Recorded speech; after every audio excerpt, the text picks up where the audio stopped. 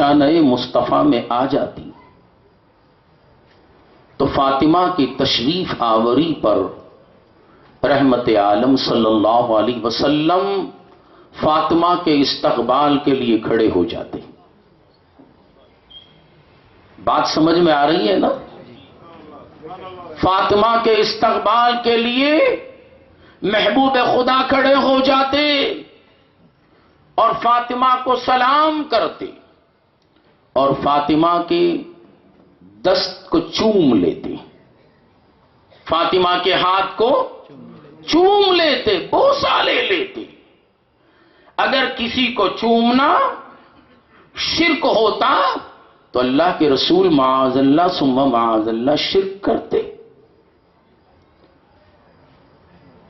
نہیں تو چومنا سنت مصطفیٰ ہے.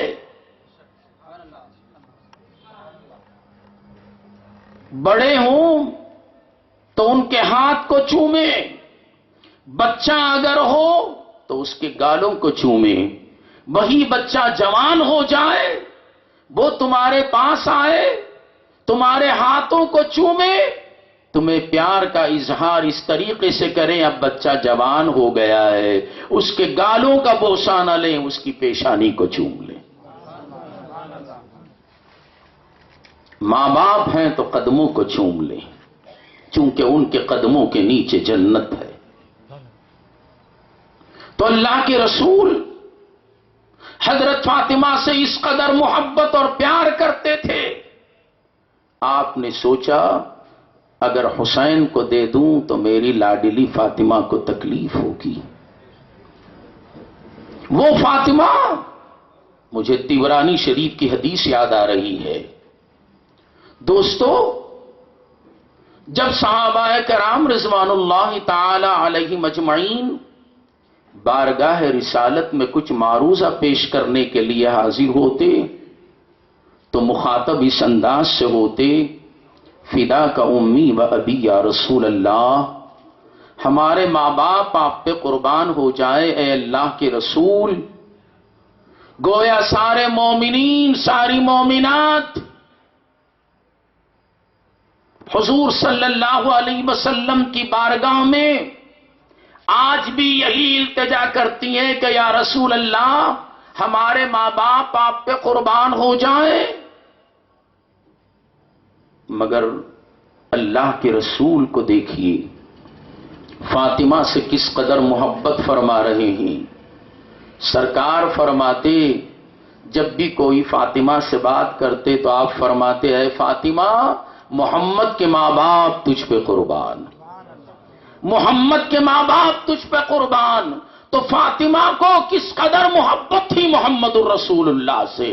محمد کے ماں باپ ہی نہیں بلکہ صبح قیامت تک آنے والے تمام مومنوں کے ماں باپ فاطمہ پہ قربان.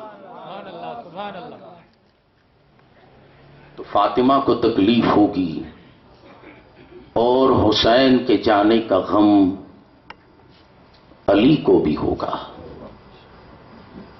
کون علی؟ وہ علی بہت ہی شارٹ انداز میں مولا علی کی عظمت بیان کروں. کون علی؟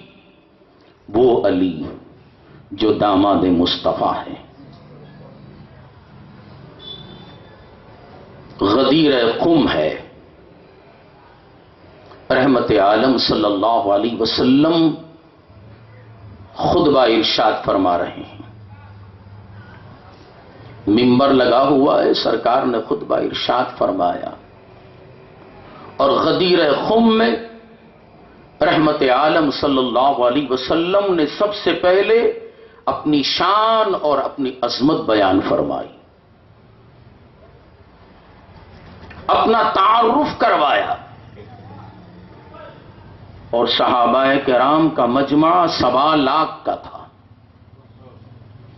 1.25 لاکھ کے مجمعے میں سرکار نے اپنا تعارف کروایا، اپنی پہچان کروائی. اور اس کے بعد سرکار نے صحابہ سے دریافت فرمایا اے میرے صحابہ، تم مجھے جانتے ہو، مجھے پہچانتے ہو، تبھی تو تم مجھ پہ ایمان لائے۔ تمہیں معلوم ہے کہ میں اللہ کا رسول ہوں، مگر میں کون ہوں یہ تمہیں نہیں معلوم۔ میں کون ہوں؟ من انا؟ سوالات صحابہ کے مجمع میں سرکار پوچھ رہے ہیں، ذرا بتاؤ کہ میں کون؟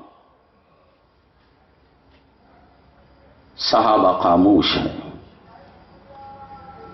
میں نے عالم خیال میں پوچھا، اے صحابہ کیا تمہیں نہیں معلوم تھا کہ یہ کون ہے؟ کہا کہ نبی کے سوال پر جواب کیسے دیں؟ خاموش رہنے میں بہتری ہے۔ جواب کیسے دیں کہ آپ محمد ہیں صلی اللہ علیہ وسلم؟ ہم خاموش رہے۔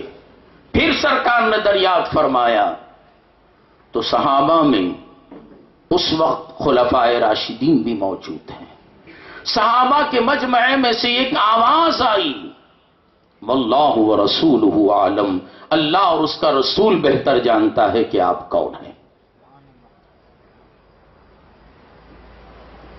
پھر سرکار نے حج سے واپس ہوتے ہوئے مکہ اور مدینے کے درمیان میں غدیر خم ہے، وہاں قیام کیا اور کھجور کی پتیوں کا سایہ ڈال کر منبر لگا کے خطبہ دیا تھا اللہ کے رسول نے۔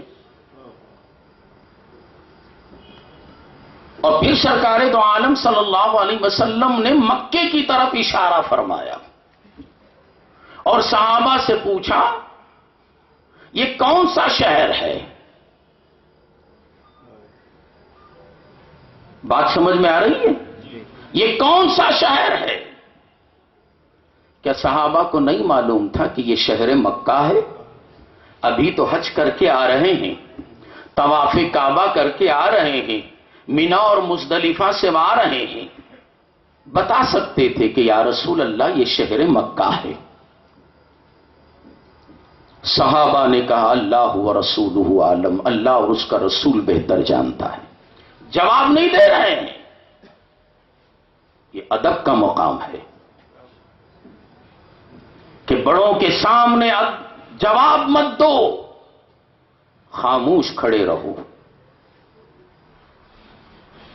اور پھر سرکار دو عالم صلی اللہ علیہ وسلم نے صحابہ سے پوچھا بتاؤ کہ کون سا مہینہ ہے؟ کیا صحابہ کو نہیں معلوم تھا کہ یہ ذی الحج کا مہینہ ہے؟ ابھی تو حج کر کے آ رہے ہیں۔ کہا کہ واللہ ورسولہ عالم، اللہ اور اس کا رسول بہتر جانتا ہے۔ گویا سرکار آگے جو بات کہنے والے ہیں اس سے پہلے اپنی شخصیت منوا رہے ہیں کہ پہلے مجھے پہچانو کہ میں کون ہوں۔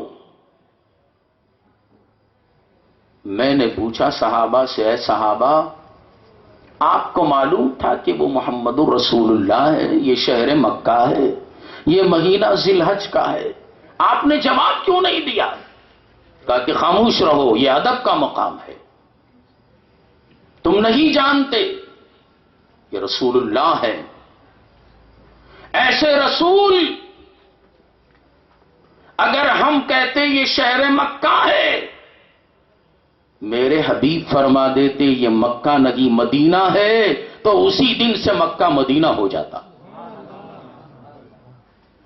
ہم یہ کہہ دیتے یہ ذی الحج کا مہینہ ہے، سرکار فرماتے یہ ذی الحج کا مہینہ نہیں محرم کا ہے، تو ذی الحج کا مہینہ محرم ہو جاتا۔ ہم یہ سوچ رہے تھے پتہ نہیں آج مصطفیٰ ساری چیزوں کو بدلنا چاہتے ہیں۔